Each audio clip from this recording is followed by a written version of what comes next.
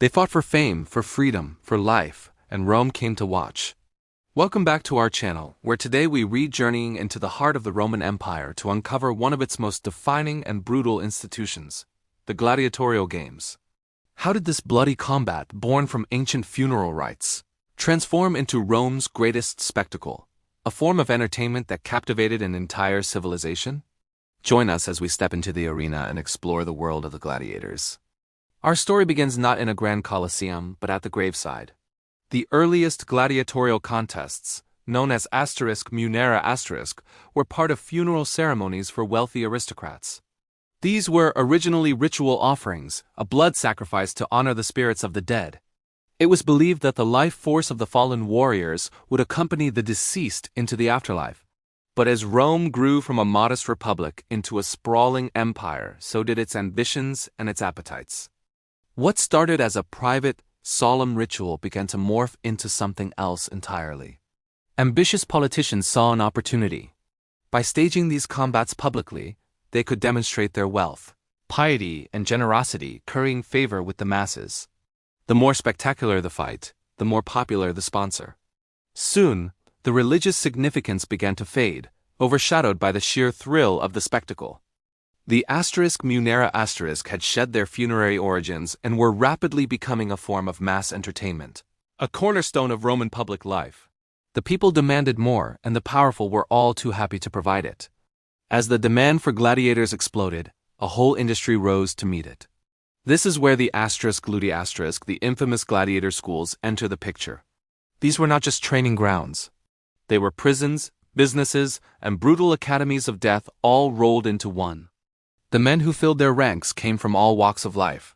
Most were slaves, prisoners of war, or condemned criminals sentenced to die in the arena. But surprisingly, some were volunteers-free men who, driven by debt, a thirst for glory, or a desperate desire to change their fortunes, signed contracts to fight.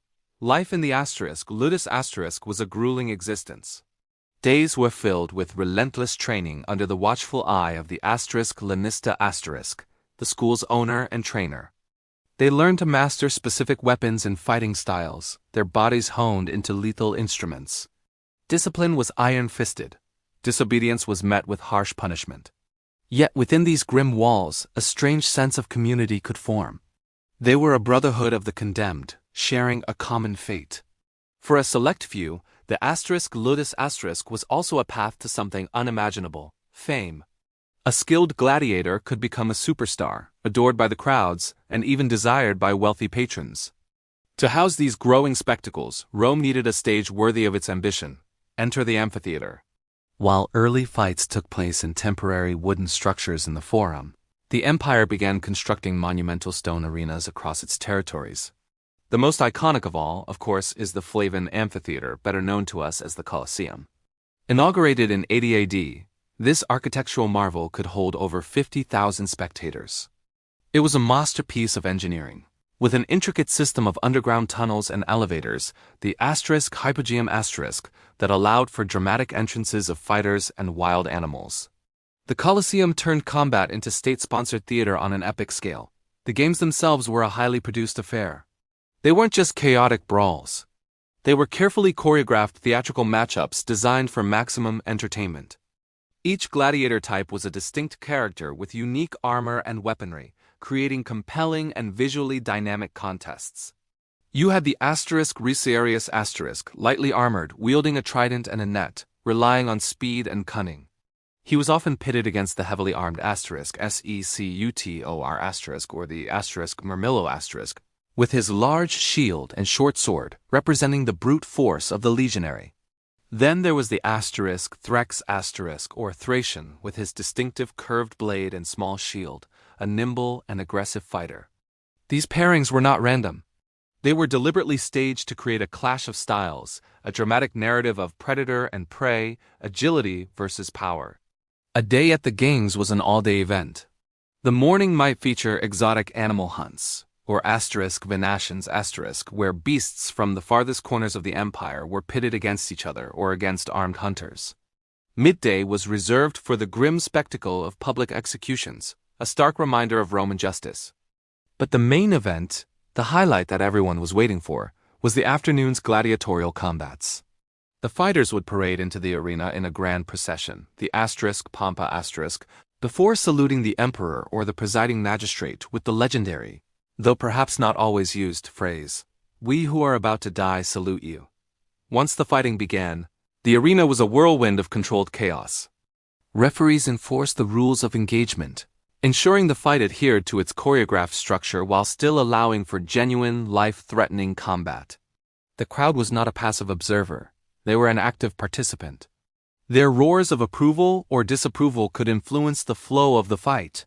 And when a gladiator fell, wounded and defeated, all eyes turned to the sponsor of the games. He would often read the mood of the crowd to deliver the final verdict. A thumbs-up gesture which, contrary to popular belief, likely meant spare him by hiding the thumb as if sheathing a sword, or a thumbs down, signaling death. The roar of the crowd could, quite literally, seal a man's fate. For the emperors, the games were more than just entertainment. They were a powerful political tool. The arena was a microcosm of Roman society. Seating was strictly arranged by social class, with the emperor in his imperial box, senators, and equestrians in the lower tiers, and the common masses, the plebs, relegated to the upper levels. By providing bread and circuses, free food, and spectacular entertainment, emperors could keep the populace happy, distracted, and loyal. The Colosseum was a stage where the emperor could project an image of power, wealth, and benevolence, reinforcing his control over the city and the empire. It was political theater at its most visceral. So what became of this bloody spectacle? The decline of the gladiatorial games was a gradual process, not a single event. Several factors contributed to their demise. The sheer cost of staging such elaborate games became unsustainable as the empire faced economic crises. The rise of Christianity also played a critical role. Its teachings, which valued human life and condemned pagan rituals, slowly changed public morality. While the games didn't stop overnight with the conversion of Emperor Constantine, their popularity waned. By the 5th century, the era of the gladiator had effectively come to an end, replaced by other forms of entertainment like chariot racing. The gladiator remains one of history's most compelling figures, a slave who could become a hero, a condemned man who could win his freedom, a performer whose stage was an arena of death.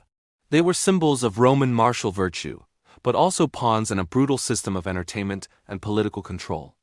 Their legacy is a stark reminder of the complexities of Roman civilization, its genius for engineering and organization, and its capacity for breathtaking cruelty. If this peek into Rome's bloodiest theater hooked you, make sure to subscribe and hit that notification bell for more incredible history. We love hearing from you, so let us know in the comments which lost spectacle or forgotten world you want us to bring to life next. Thanks for watching, and we'll see you in the next one.